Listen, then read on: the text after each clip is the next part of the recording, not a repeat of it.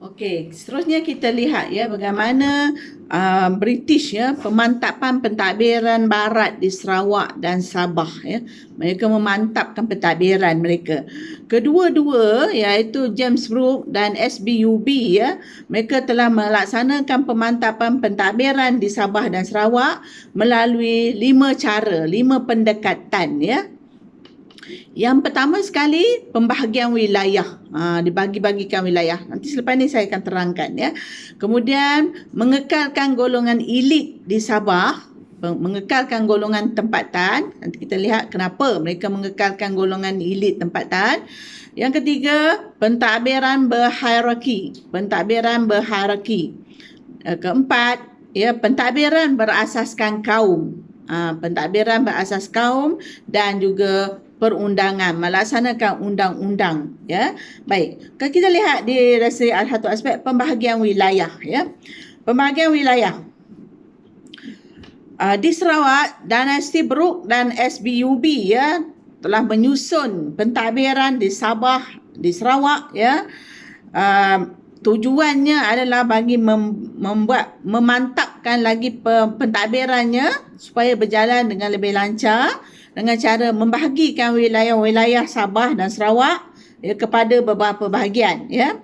Okey. Baik. Di Sarawak ya, Raja Brooks telah membagikan Sarawak pada awalnya kepada 3 bahagian. Kepada 3 bahagian. Ya, Sarawak kan sebuah negeri yang sangat luas, sangat besar kan. Kemudian pada tahun 1885 hingga 1890 ya, ditambah lagi kepada 2 bahagian. Tambah lagi 2 bahagian Sarawak, jadi 5 bahagian Sarawak. Setiap bahagian itu dipecahkan kepada daerah dan kampung. Setiap bahagian dipecahkan kepada daerah dan kampung. Ya. Kemudian sempadan kawasan ini menjadi asas pemilikan dan dikuasai oleh dinasti Brooks. Ya. Okey, maknanya dia pecah-pecahkan kawasan tu, makna ditempat-tempatkan pegawai-pegawai British di sana supaya menjamin dan memastikan pentadbiran dinasti Brooke dapat kekal, dapat dilaksanakan dengan lancar. Sebab kawasan tu Sabah, Sarawak ni merupakan kawasan yang sangat luas. Jadi kalau dia nak mentadbir seorang-seorang agak sukar ya, agak bermasalah.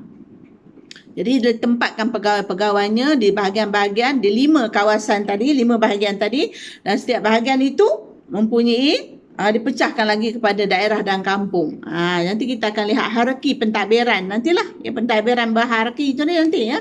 Kemudian bagi di Sarawak ya, di Sarawak itu bahagian-bahagian itu ialah pertama bahagian pertamanya melingkungi kawasan Sungai Sarawak dan Sungai Sadong. Bahagian pertama. Bahagian kedua, Batang Lupar, Saribas, Kalaka, Simanggang. Bahagian kedua. Okey. Bahagian ketiga, Sungai Rajang, Oya, Mukah, Bintulu dan Matu. Kan?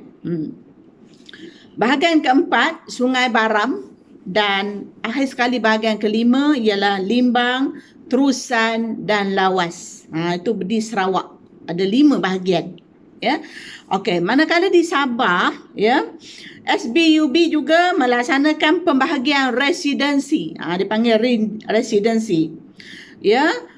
Pada awalnya hanya ada 2 residensi, iaitu residensi Pantai Timur yang berpusat di Sandakan dan yang keduanya ialah residensi Pantai Barat yang berpusat di Jesselton ya. Okey. Pada tahun 1922, kawasan pentadbirannya terdiri daripada 5 residensi, tambah 3 lagi, iaitu kawasan Kudat, Pantai Barat, Pedalaman, Pantai Timur dan Tawau. Ya, kesemuanya di sini ada 17 buah daerah. Kan? Okey, setiap residensi ini diperintah ataupun ditadbir oleh seorang yang seorang ketua yang dipanggil sebagai residen. Residen. Macam kita di tanah Melayu kan residen British di Pahang, di Perak kan.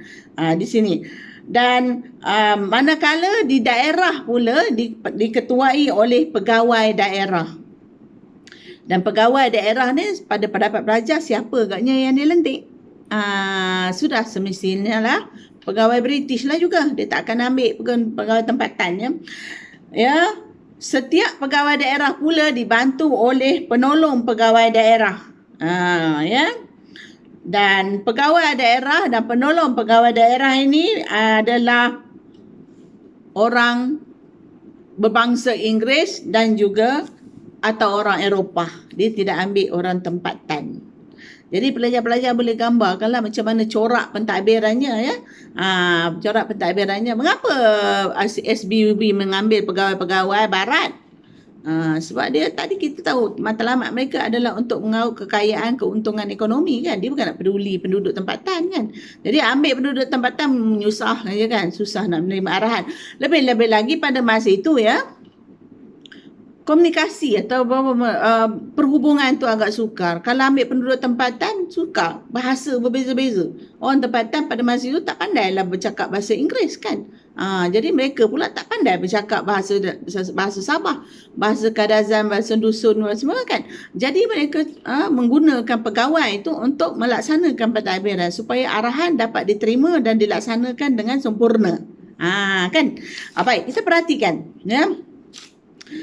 Mengapa ya SBUB dan Dynasty Brooke ni mengekalkan pembesar tempatan dalam pentadbiran mereka?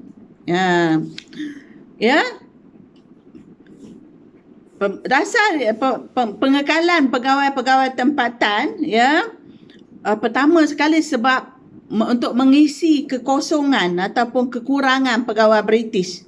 Pegawai British tak ramai sebab dia sebuah syarikat, dia bukan sebuah kerajaan kan. Orang British tak ramai, jadi tak cukup tu top up lah. Dia ambil tu. Macamnya untuk cover. Sebab kawasan tu luas kan. Penglibatan orang tempatan dalam kalangan datu iaitu Datu Patinggi, Datu Bandar, Datu Temenggong serta 2 jawatan baru iaitu Datu Imam dan Datu Hakim. Ditambah ambil dari kalangan orang tempatan.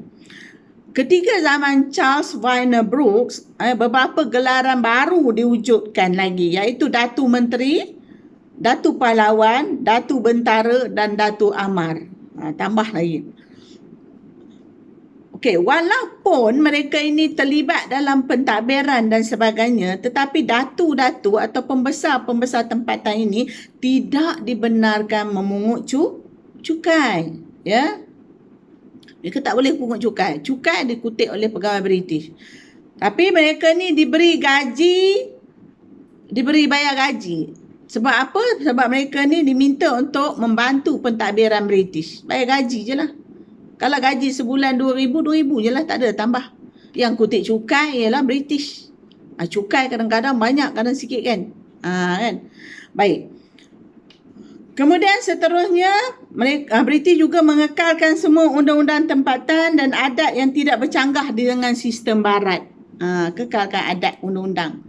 Ya, asalkan jangan bercanggah, maknanya tidak bertentangan dengan undang-undang barat lah, terutama sekali berkaitan dengan jenayah kan. Biarlah. Amalkan adat-adat apa yang ada di Sabah, Sarawak tu teruskan.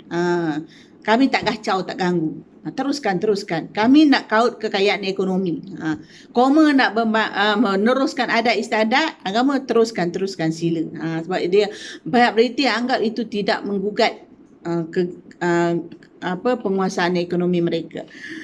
Kemudian mengekalkan institusi peribumi di Sabah. Tujuannya mengapa mereka kekalkan ialah untuk menjamin kecekapan pentadbiran. Ya. Okey. Mereka membahagikan ketua-ketua peribumi kepada kategori ketua yang diakui ya dan yang tidak diakui. Ya. Ketua anak negeri diakui dan diserahkan ke dalam pentadbiran SBUB. Dan mereka ni macam Sarawak tadi pun dibayar gaji. Sementara ketua anak negeri yang tidak diakui tidak dibayar gaji. Tu nampak? Ya.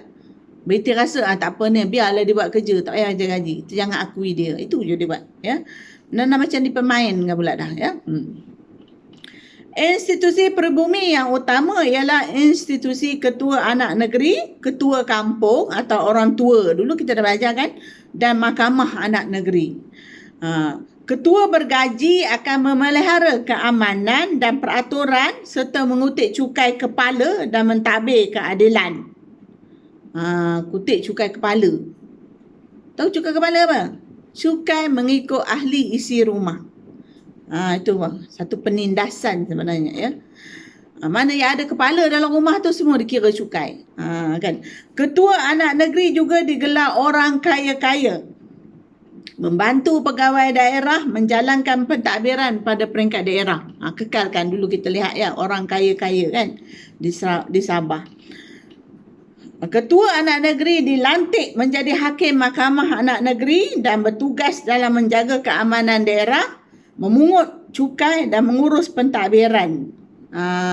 Membentuk pentadbiran khususnya yang berkaitan dengan keadilan.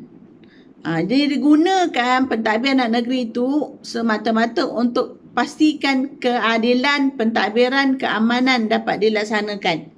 Jangan ada kekacauan sebab British SBUB nak fokus kepada aktiviti kekayaan ekonomi, mengaut hasil kekayaan ekonomi di Sabah. Jadi tugas pemimpin tempatan jaga keamanan, jaga anak buah koma masing-masing. Itu ya. Okey, itu yang dikatakan sebagai satu strategi yang boleh dilaksanakan oleh James Brooke, dinasti James Brooke dan juga SBUB di Sabah ya. Okey, itu saja. Sekian, terima kasih. Assalamualaikum warahmatullahi wabarakatuh. Selamat belajar. Jangan give up, jangan putus asa. Teruskan ya walaupun kita COVID dan sebagainya. Okey, sekian, terima kasih. Assalamualaikum warahmatullahi wabarakatuh.